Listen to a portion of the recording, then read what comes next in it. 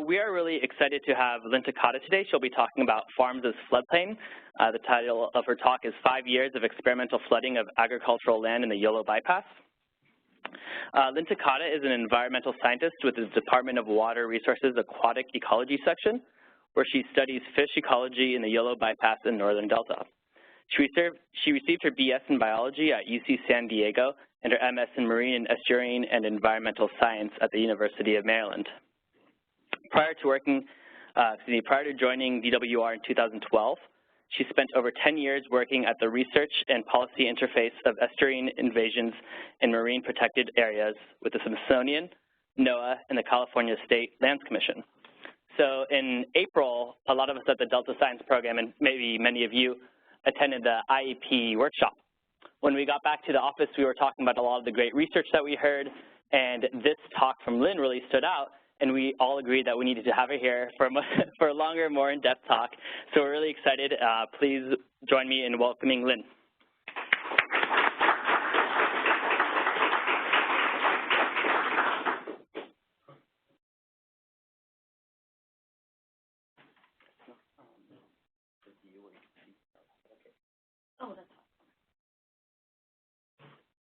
Well, thank you so much, Nir. Can everybody hear me okay? Thank you so much, Nir, and thank you everybody for taking time during your lunch break to come and listen to this talk. I'm just going to give you an overview of 5 years of research that we at DWR have been participating on in the Yolo Bypass floodplain, along with several other agencies and private landowners.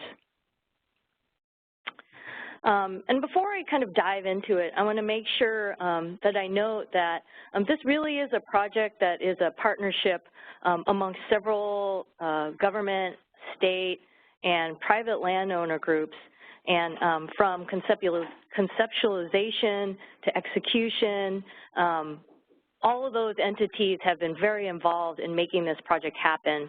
And so it wouldn't be what it is through these 5 years of work without all of these people participating. And again, before I dive into the details of our research, I just want to give you a little background on the historic development of the Delta and how the changes in the Delta kind of spurred the research and ideas that we're exploring with the Agricultural Floodplain Project. So in the mid-1800s, settlers came out en masse with the gold rush and settled the Delta area. And with those settlers came the quick realization that the Delta is an area of pretty frequent and sometimes really catastrophic flooding. And so this picture here is an artist's rendition of the 1961-1962 mega flood, and that was a rain event that actually lasted for almost 43 days consecutively.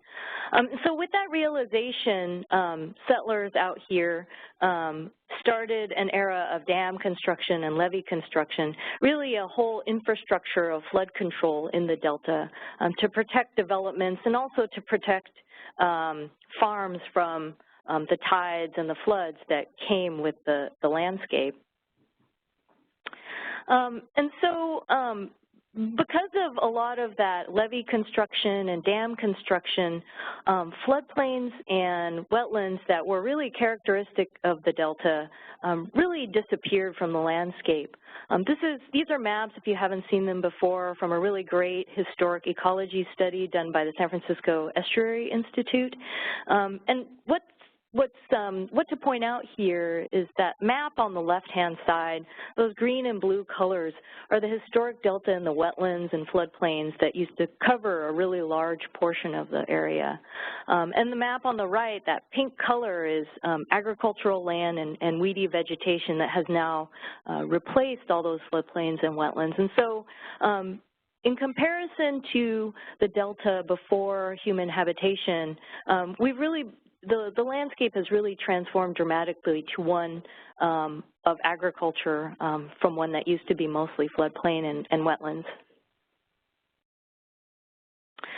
So while Well, there are a lot of stressors in the modern delta for native fishes. It's believed that that loss of floodplain habitat and wetland habitat is one of the amongst the major reasons that native species, particularly species like delta smelt and longfin smelt and salmon, are struggling in the delta. But on the flip side of the coin, it's also seen the rehabilitation, the restoration of wetlands, and the reconnection of floodplains is looked to as maybe one of the ways that we might be able to support these species into the future. So one of the areas that's of particular interest for restoration is the Yolo Bypass floodplain. It's one of the largest floodplains on the West Coast, and when it's inundated, it actually doubles the wetted surface area of the delta, providing a really huge habitat for native fish species and also for water birds. So interestingly, the Yolo Bypass is part of that flood control system that was implemented after settlers moved out west to control floods. But it functions in a really different way than levees and dams. So instead of kind of trying to confine waterways, it acts as something of a pressure release valve for the Sacramento River, allowing water to flow down into it as for flood control. So the way it works is at the northern end of the bypass in that little red, it works, the red square here is Fremont Weir, and it is a low concrete 2-mile-long sill. And the way the floodplain works is when the Sacramento reaches 33 1/3 feet in stage, water begins spilling over that sill into the Yolo Bypass. And when it starts flooding, it looks something like that, like this picture. This is the Sacramento River.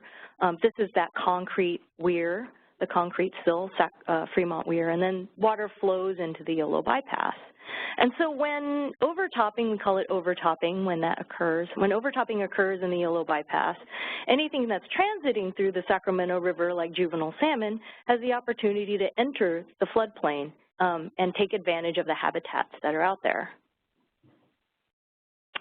So just as it is engineered to flood, the Yolo Bypass is also engineered to drain relatively quickly and efficiently. And so the whole bypass is graded to the southeast. So as water comes over Fremont Weir, it then drains to the southeast to a perennial canal on the eastern side called the tow drain. And it does just what it sounds like, the name implies. The tow drain drains the Yolo Bypass, channels the water down south, joins up with the deep water ship channel, and then eventually joins back up with the Sacramento River around Rio Vista. So in addition to getting water from the Sacramento River during overtopping events, the Yolo Bypass also has 4 tributaries on the western side that enter from the western side. And water can enter the Yolo Bypass through those tributaries pictured here. These tributaries also serve to irrigate a lot of the agricultural lands that are in the Yolo Bypass during the growing season. And when there isn't overtopping, there still can be some localized flooding from these tributaries. But unlike the Sacramento River, salmon don't enter the Yolo Bypass en masse because the only real salmon are a very small population in South Fork Poudre Creek. And so when localized flooding occurs from the tributaries, we don't really see the influx of salmon that we see when the Sacramento River starts coming over Fremont Weir. So based on studies began in the late 1990s by Ted Summer and others, we know that juvenile salmon that can gain access to the Yolo Bypass really benefit as far as growth goes and survival goes if they can access that habitat for rearing. And we also know from studies since then that the Yolo Bypass during overtopping is a really productive system. There's a lot of lower trophic productivity with a lot of phytoplankton production and invertebrate production that can then get transported down to the lower estuary subsequently as it drains. So while we do have some idea that the Yolo Bypass can be very beneficial for juvenile salmon, we also know that a large portion of the Yolo Bypass is used for agriculture during the growing season. And so one of the big impetuses for the agricultural floodplain project is how do we utilize or leverage the existing infrastructure and land uses, which is mostly agriculture in the Yolo Bypass, to benefit juvenile salmon. So I'm just going to give you a little roadmap to where our project has gone over the last 5 years. And I'd just like to mention that it's been an adaptive research project where we modify our goals and questions for subsequent years based on what we learned during the current year, but also based on opportunities that come up with different landowners who want to participate, but also what we anticipate will happen with Mother Nature and how much water she might provide in the following year. And so we've been very, I guess, dynamic in that way in trying to plan our research. So starting out, 2012 was our first year, and that was really a pilot year where we just wanted to see, can we maintain juvenile salmon on an artificially irrigated rice field?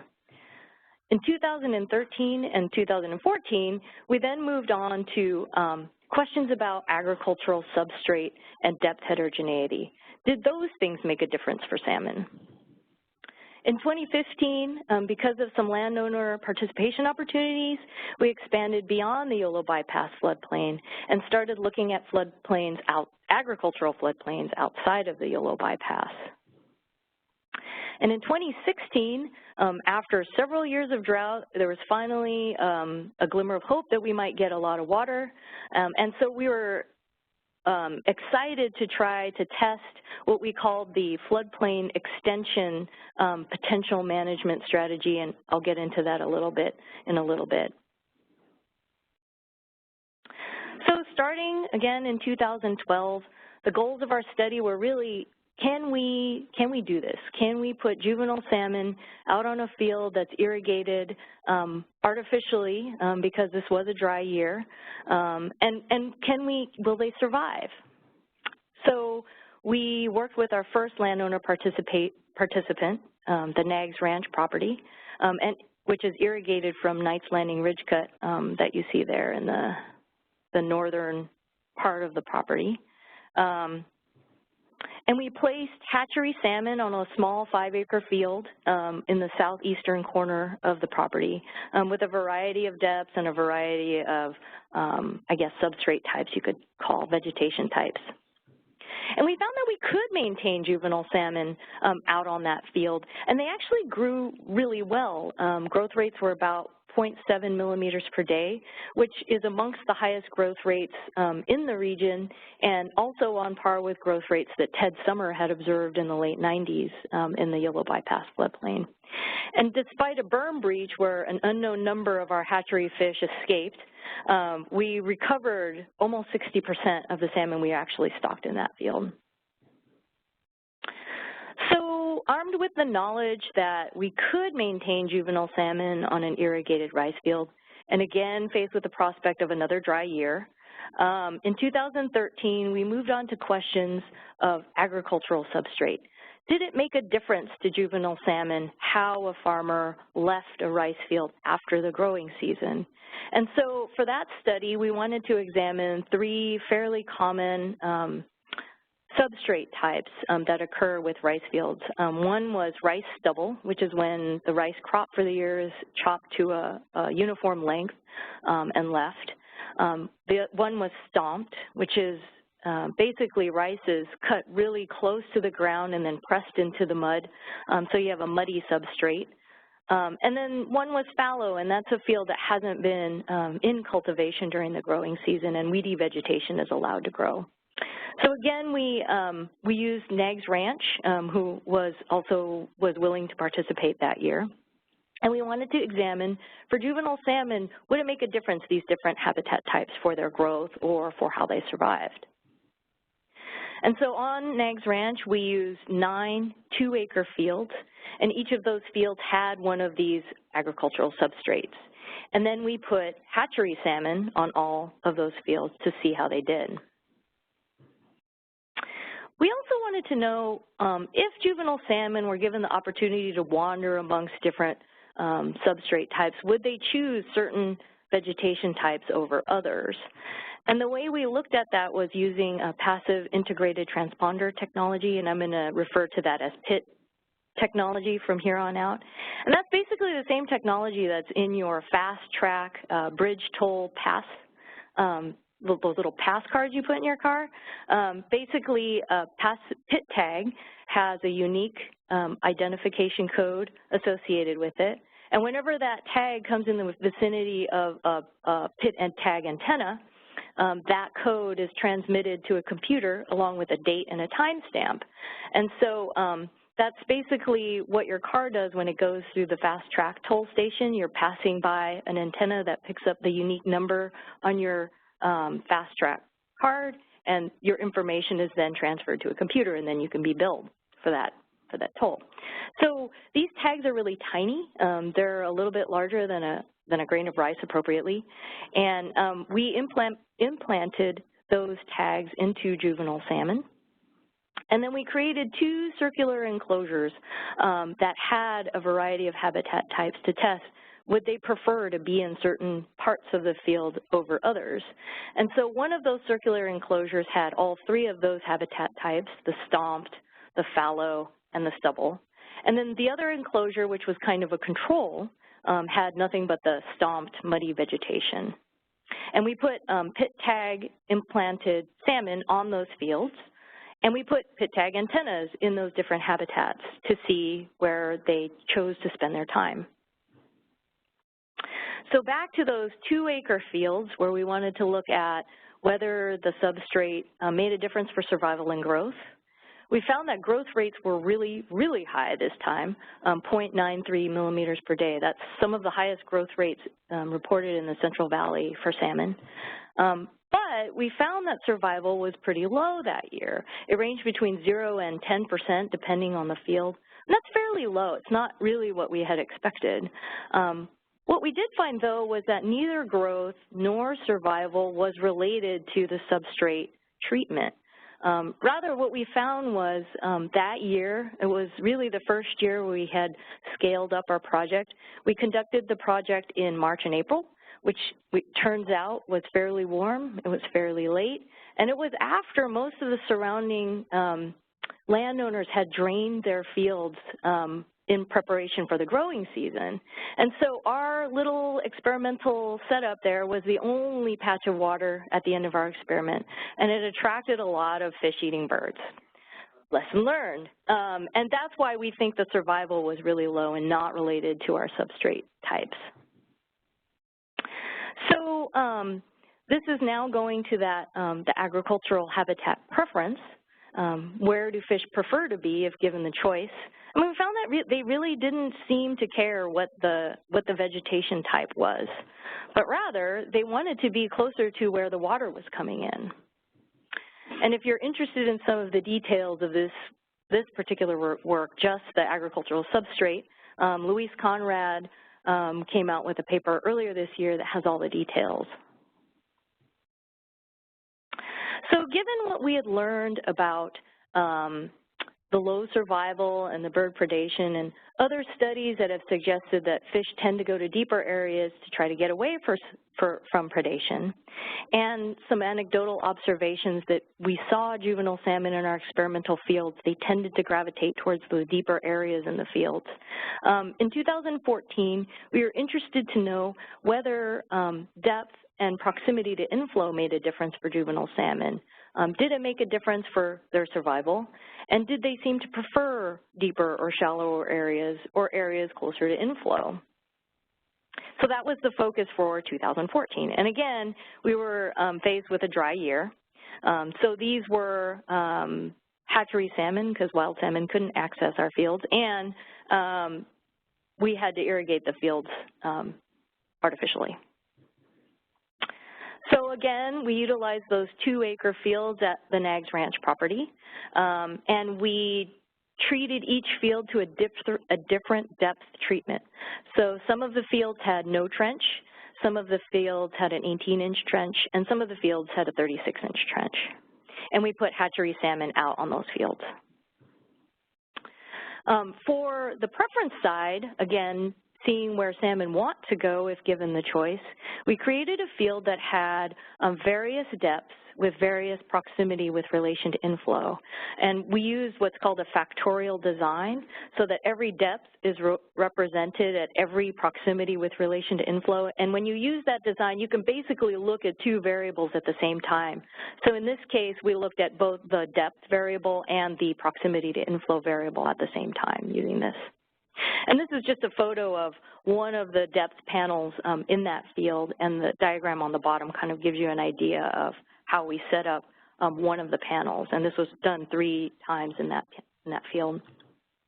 Again, we used our pit tag technology, implanted juvenile salmon with those pit tags and put antennas out in the various depths and let them do what they wanted. And we collected the data at the end to see where they preferred to spend their time.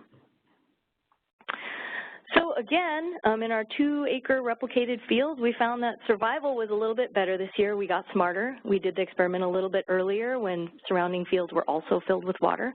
And we found that survival was anywhere between 22 to 64%, depending on the field. But again, it wasn't related to the depth treatment. In our habitat preference experiment, we found that during the daytime, salmon preferred to be in the deeper panels. But at night, they seem willing to go out to the shallower areas and seem to prefer shallower areas. And no matter what time of day, we found that salmon preferred to be closer to inflow again, confirming what we had anecdotally observed the year before. So in 2015, again, predicted to be a dry year, we had the opportunity and some interest from other landowners for participation, and we were able to expand beyond the Yolo Bypass to look at the question, what about agricultural floodplains outside of the Yolo Bypass? There are other bypass flood control areas in the Delta. So what about the Sutter Bypass? We were able to get a rice field out in the Sutter Bypass that was interested in participating. And we had a new landowner in the Yolo Bypass who wanted to participate. And the interesting thing about this landowner, Conaway Ranch, was that they had 2 different field types that were right next to each other. One was rice, and one was a conservation easement, which had some really heavy vegetation and trees growing on it. And then the third property that we ran the experiment on was Dos Rios Ranch, and that was on the San Joaquin River. And all of these areas were fed with different water sources. So for that year, we were interested in knowing, all right, these different geographic locations in the Delta, how does the food web develop? Is it similar? Is it different? What do the fish eat in these places? Do they eat different things depending on where they are and what the water source is? And what about growth? Does it differ between these places? And so we put enclosures in each of these areas and put salmon in those enclosures and monitored how things went along during a 4-week period of our experiment. So we found that no matter where the field was in the Yolo Bypass, or in these floodplains, inside the Yolo Bypass and outside, invertebrate densities were pretty high. And so invertebrates, I mention them because basically that's the fish food that develops on the field. What's also really interesting is that those 2 fields on the same property that are right next to each other had really different invertebrate densities at the 4th week of the study. That's the Conaway Rice Field and the Conaway Easement Field. And that Dos Rios Ranch down on the San Joaquin also had comparably high densities similar to the Conaway Easement field. So the infield composition really varied across the geographies. Even though densities were high, the composition was really different. And there on the right, you can see I color-coded sort of those colors to show you what were the major invertebrates that composed what was swimming around in those fields. And so you can see in some places it's dominated by cladocerans. The Conway easement, though, again, a little bit different. It's dominated by ostracods. And the Dos Rios Ranch was dominated by dipterans. So what's interesting is what the salmon chose to eat seemed to actually be, while the proportions are different, what they preferred seemed to be similar across the different geographies. Cladocerans and dipterans is what they sought out. And again, as we had observed in other years, growth rates were really high and fairly similar across all of these different geographies and field types. So finally, in 2016, a potential wet year. We were super excited about this because we had in the back of our mind always wanted to test what we called the flood extension potential management strategy.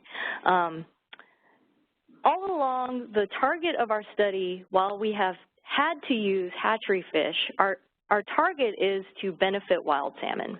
And so if we could get an overtopping event at Fremont Weir that would bring in wild salmon, we were hoping to get the opportunity to test extending the duration of a flood event using infrastructure that exists on an agricultural field.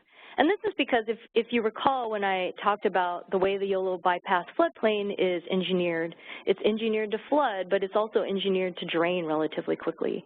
So water doesn't really stay, once overtopping stops, water doesn't stay in the floodplain very long. We still wanted to get a handle on what survival was.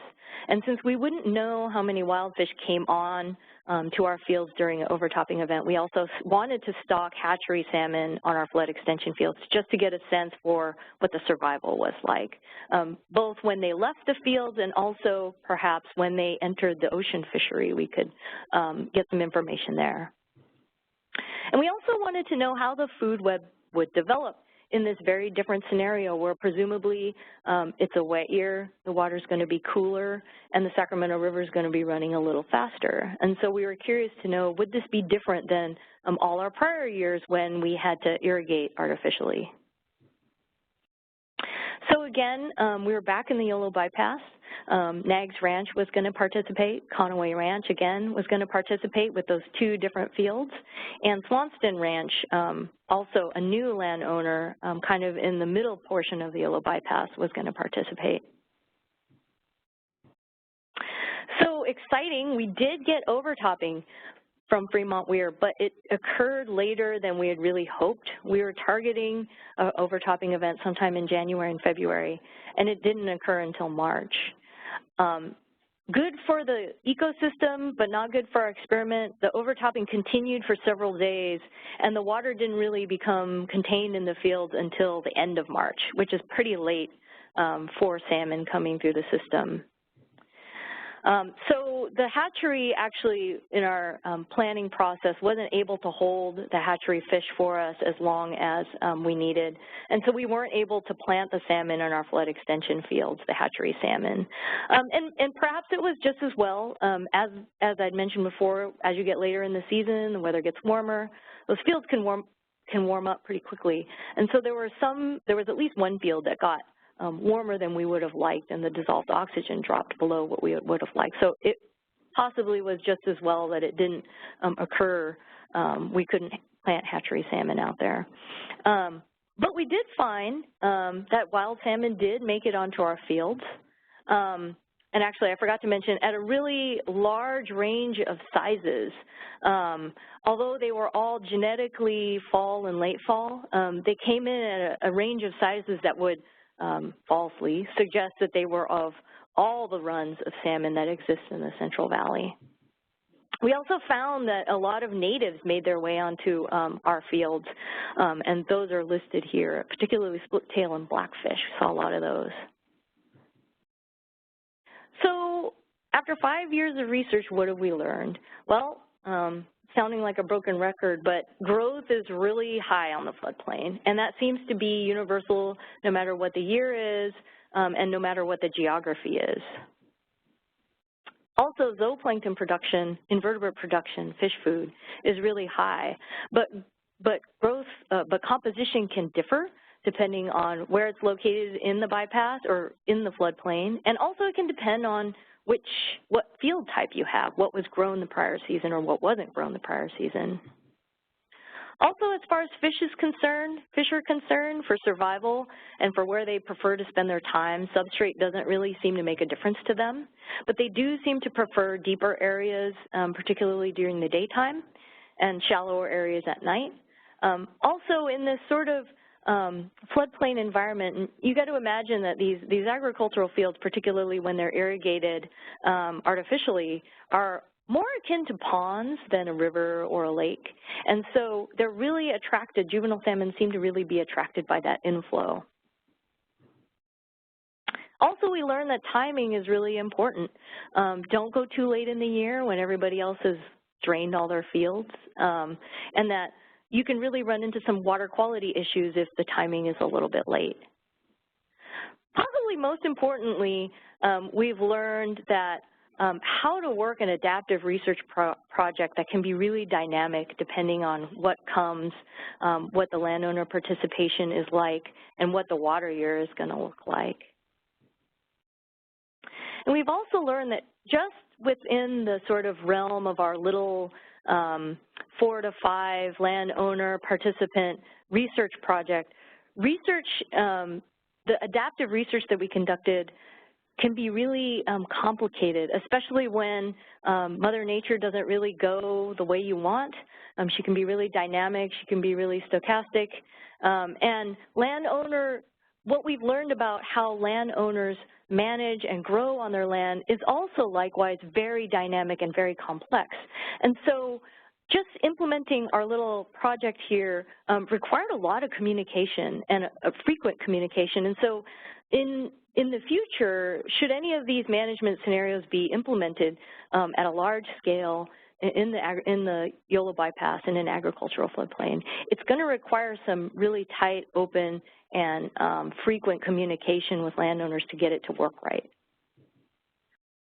So looking forward, we're still really interested in trying out that flood extension management scenario where we can see how extending the duration of a flood event, if it benefits salmon, because as I mentioned, really we want to know how we can benefit wild fish in the Central Valley, and we want to look at survival.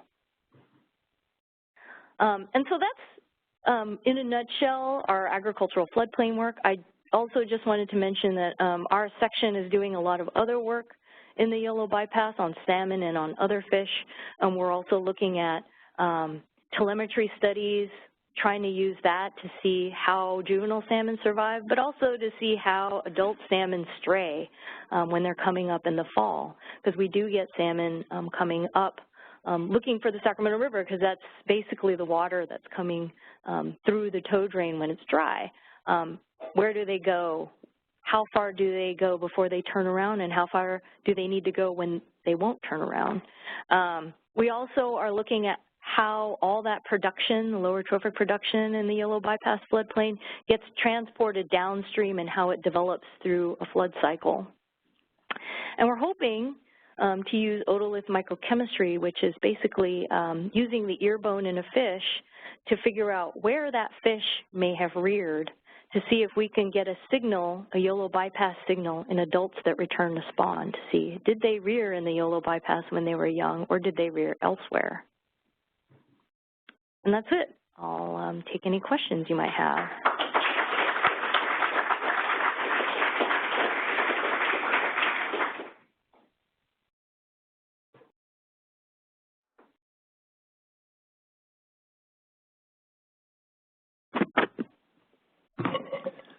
How do you expect this continuing experimentation to be impacted by the recent memorandum of understanding among all the agencies in the Yolo Bypass? I'm not familiar with the memorandum of understanding that you're referring to. I mean, I'm sorry if I sound a little No, it's okay. But, so just recently, within the last month or 6 weeks, a whole bunch of agencies, the State Board, the Department of Water Resources, USBR, Army Corps of Engineers, Fish and Wildlife, have signed a memorandum of understanding to coordinate their activities in the Yolo Bypass cache slough complex. Okay. Is that mostly management and flood control kind of activities, or? Well, flood control, that's Corps of Engineers, but it's the point of the memorandum of understanding, as I understand it, is to break down the silos among all the different agencies that work there, so that we can potentially organize those activities so that they support a range of purposes. So I'm sorry to know that you can't answer my question. No. But I'll be really excited when you find out about it and find out if it means anything. I would say that all of those agencies, those entities that you've mentioned, are participants on our project.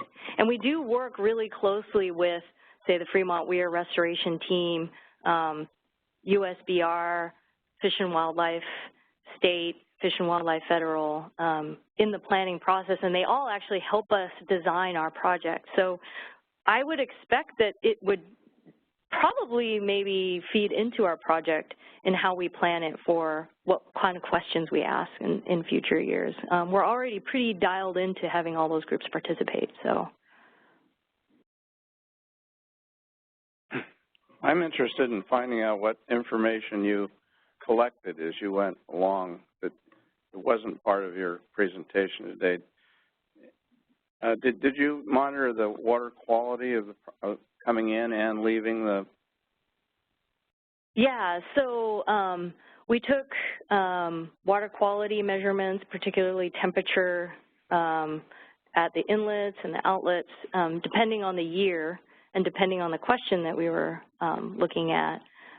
We also took lower trophic samples, so looking at how every year, looking at how the invertebrate community developed through time during our experiment. When did it peak? When was it low? Did it drop out? That kind of stuff.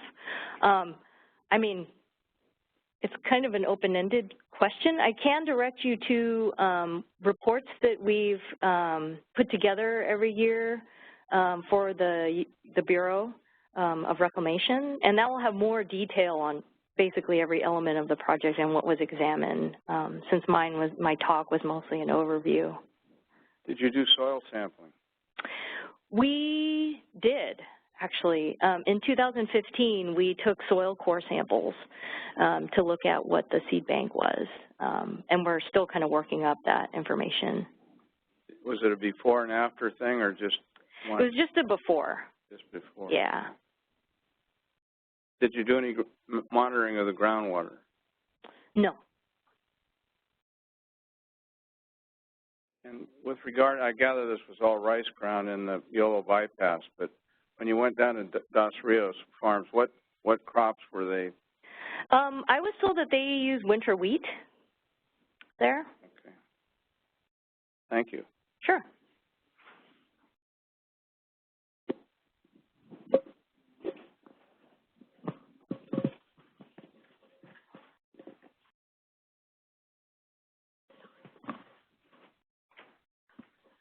Hi, thank you for your talk. I just have a question about how you got the farmers to work with you, and just a little bit more elaboration on the process with working with different landowners. Okay. We were really fortunate at the outset, at the beginning of our project, to have Jacob Katz on our team, who he has family in the ag business, and he brought in the Nags Ranch property, and subsequently the Nags Ranch helped us build relationships with the Conaway Ranch and the Swanston Ranch and other folks in other parts of the system. What I didn't mention is the 1 year we used the property on the San Joaquin, the Dos Rios Ranch. That's the River Partners, and they're a nonprofit organization that works on not rehabilitating, but restoring parts of ag lands for waterfowl and fish. They're trying to move into fish. And so it's been kind of, I guess in a nutshell, an organic process. Sometimes landowners come to us wanting to participate, and sometimes we go out through our connections that we've built through the years and ask them. I don't know that there's any real formula to give you, but. At Dos Rios Ranch for 1 year, but then they dropped out. We had a really hard time coordinating things like samples and sample analysis because they were so far away. And right now their interests are mostly focused on waterfowl, but they're not necessarily out of the picture. They're interested in participating again in later years.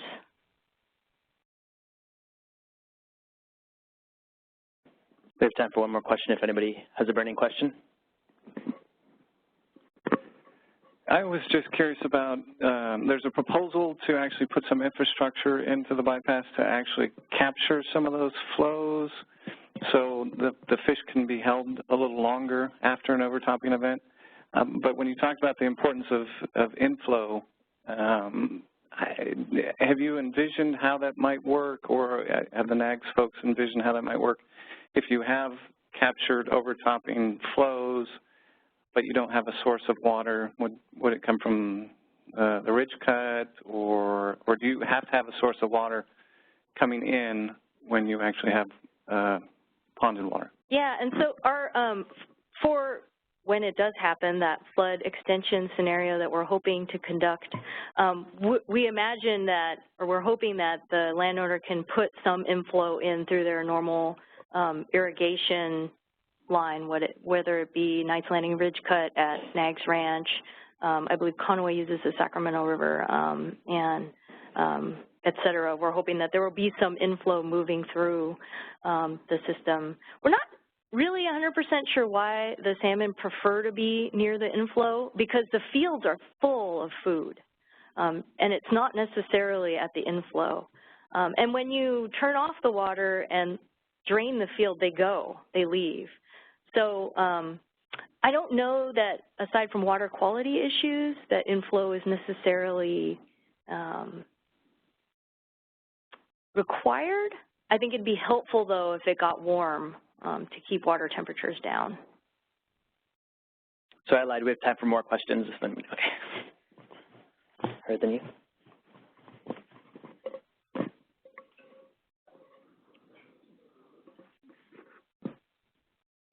Hi, I was just curious about whether you guys had done any testing on the fish tissue for methyl mercury.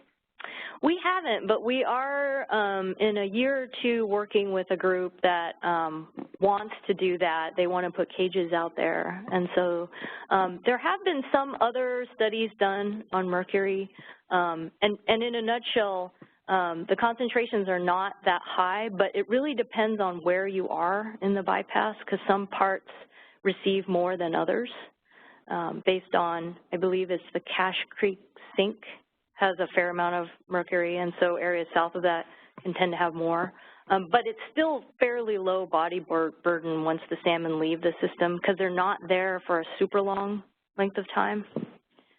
But we are going to be partnering with some folks who want to look at that.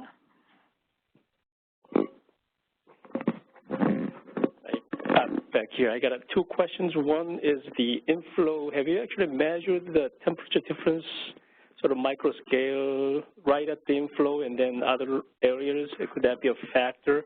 And two would be, if we're moving forward with this, using the rice field or any other agricultural land as floodplain, how about the sort of natural connectivity between the river system to the this distant or the close fields to, and then so the fish, so naturally fish can move in and out without trucking them in and out? Yeah, so, you know, one thing I really should have mentioned that I neglected to mention is that these kind of experiments are, there's a separate process going on to increase the connectivity of the Yolo Bypass with the Sacramento River.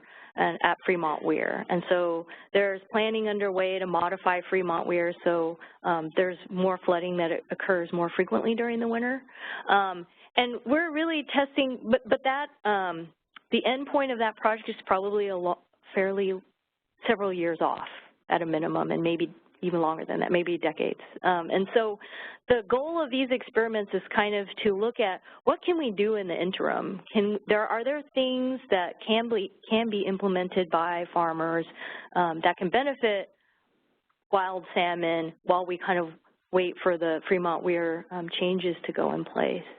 And so your other question was about the temperature difference on the inflow, and we have put instrumentation both at the inflow and the outflow. And we find that there are some differences. It's warmer at the outflow. But overall, and I can't tell you exactly how much different it is, temperatures seem to be driven by, in those fields, driven by the air temperature, but also wind events, which has been a really interesting thing we've learned there. Because the fields are so shallow, when there's a wind event, it really cools down the water.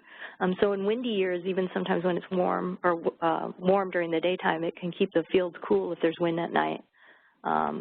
So there is a temperature differential, but it's not so much that it's not a huge amount. It's more dependent on these other things. Dissolved oxygen levels look like across those ponds? Oh, gosh. What do your dissolved oxygen levels look like across the ponds and an inflow and outflow? You know, depending on the year, depending on the day, it really, really varies. We had probably the lowest during an experiment was probably 5 milligrams per liter or so. And it goes up from there. Again, we're finding that DO is really dependent on temperature and wind events. So when there's a wind event, the DO can go up quite a bit because it both cools the field down and it mixes up the water quite a lot. But I mean, it really varies. I'm sorry, I don't mean to evade your question, but it's really varied throughout the years and the experiments. Okay, thank you. Oh, wait, one more question. 2 more questions.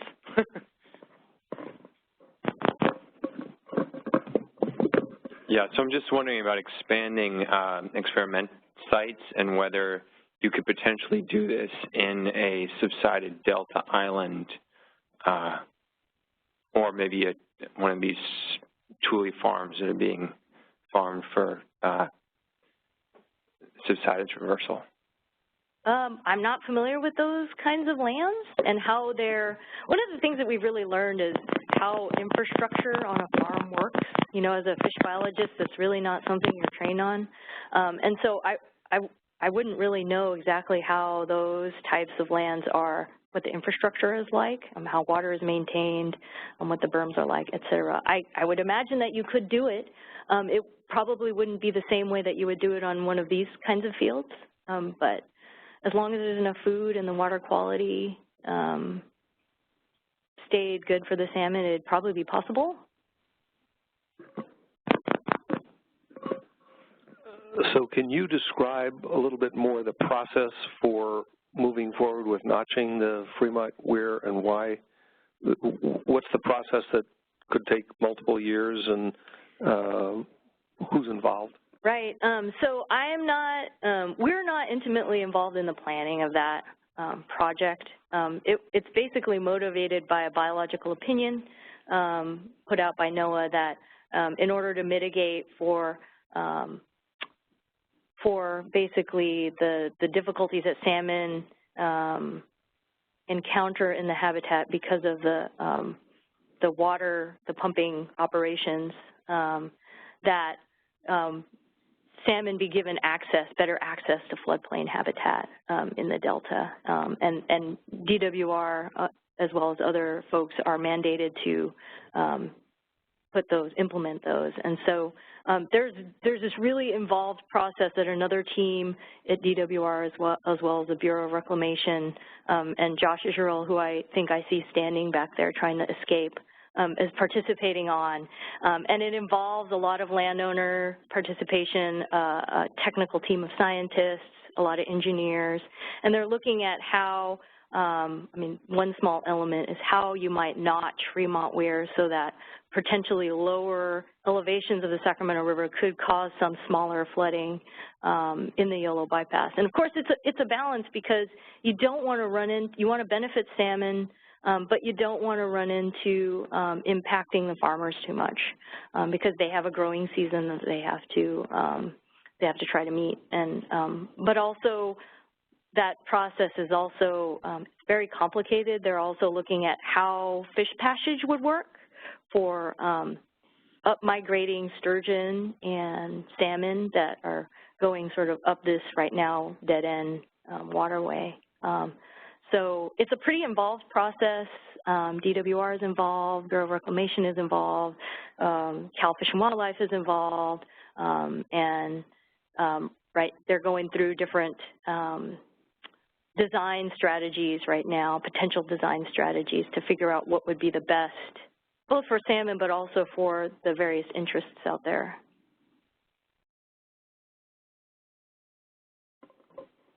Thank you so much. Welcome.